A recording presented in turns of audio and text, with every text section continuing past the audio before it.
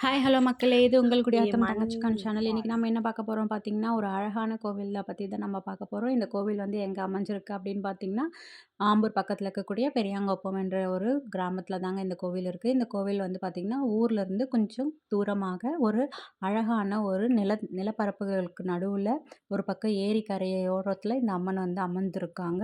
இது சுயம்பா வந்து சாமுண்டீஸ்வரி அம்மன். இந்த கோவிலுக்கு வந்து திருவிழா எப்ப நடைபெறுது அப்படின்னு பார்த்தீங்கன்னா, மாசி மாசத்துல வரக்கூடிய முதல் புதன்கிழமை அன்னைக்கு தான் இந்த கோவில்ல திருவிழாவானது நடைபெறுது. ஊருக்குள்ள இருக்கக்கூடிய கோவில்லருந்து பூகரகமானது கோவிலுக்கு கொண்டு வரப்பட்டு, மீண்டும் அந்த கோவிலிருந்து எங்க மீண்டும் எங்கேருந்து கொண்டு வரப்பட்டதோ அந்த கோவிலுக்கே எடுத்து செல்லப்படுகிறது. இப்படி வரும்பொழுது பூங்கரகத்து மேல உப்பு, மிளகு, பொரி உருண்டை அப்படின்னு பக்தர்கள் அவர்களுடைய வேண்டுதல செலுத்திக் கொண்டிருக்கிறார்கள்.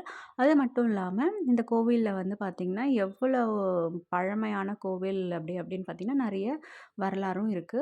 இந்த கோவில்ல பெரிய 2 ஊஞ்சல்கள் இருக்கு. அந்த ஊஞ்சல்கள் வந்து அம்மன் இரவு நேரங்கள்ல ஊஞ்சல் ஆடுற சத்தமும், அந்த அம்மனுடைய கால் கொலுசு சத்தம் அதெல்லாம் கேட்கும் அப்படின்னு சொல்றாங்க இந்த ஊர் மக்கள்.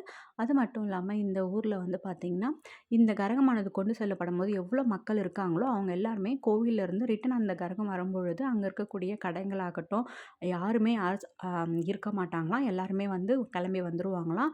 இப்படி பொரி உருண்டை எல்லாமே வந்து அந்த அம்மன் மேல போடப்படுது இல்லையா? அதெல்லாம் வந்து பார்த்தீங்கன்னா, அந்த பூகரகத்து மேல போடக்கூடிய அந்த பொரி உருண்டை எல்லாமே பார்த்தீங்கன்னா, மறுநாள் காலையில போய் பார்க்கும்போது ஒண்ணு கூட இருக்காதாம். அது இந்த கோவிலோட மிக சிறப்பான விஷயமா சொல்லப்படுது. அது மட்டும் இல்லாம 5வது நாள் லட்ச தீபமானது ஏத்தி கொண்டு போறாங்க. ஊர்ல இருக்கக்கூடிய எல்லா வீட்ல இருந்தும் அழகா ஒரு விளக்கேத்தி கோவிலுக்கு கொண்டு போயி மீண்டும் கொண்டு வருவாங்க. அது பார்க்கவே ரொம்ப அழகா இருக்கும். அப்படிப்பட்ட அற்புதமான ஒரு கோவில் வந்து 7/7/2025ஆம் ஆண்டு அன்னைக்கு கும்பாபிஷேகமானது நடைபெறுது. இந்த கோவிலுக்கு யாரெல்லாம் போயிருக்கீங்க, இல்ல இந்த கோவில பார்க்கணுன்னு ஆசைப்படுறீங்க, அவங்க எல்லாருமே லைக் பண்ணுங்க, சப்ஸ்கிரைப் பண்ணுங்க.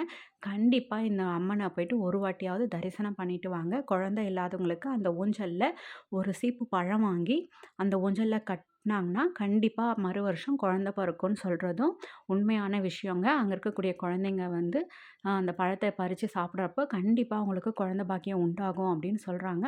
அது மட்டும் இல்லாம இதுக்கு நெறைய பேருக்கு